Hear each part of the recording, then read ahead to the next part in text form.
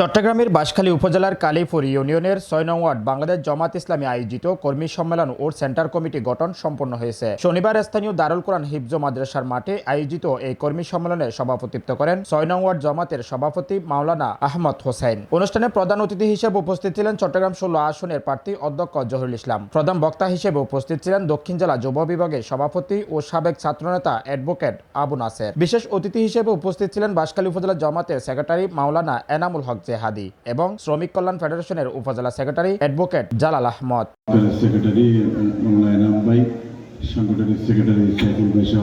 এ সময় আরও বক্তব্য রাখেন ইউনিয়ন জামাতের সভাপতি এস.এম. নুরুল আমিন, সহসভাপতি মাওলানা মোহাম্মদ হাসান সহ আরও অনেকেই। সম্মেলনে অধ্যাপক নোমান, ছাত্রনেতা আওজাদ আবরার, ইফতেখার হোসেন ইমন সহ স্থানীয় গণ্যমান্য ব্যক্তিবর্গ উপস্থিত ছিলেন। অনুষ্ঠান শেষে নতুন সেন্টার কমিটি ঘোষণা করা হয় এবং দলীয় সাংগঠনিক কর্মকাণ্ডকে আরও গতিশীল করার আহ্বান জানানো হয়। Aminul Islam, CTG channel 9, Chittagong.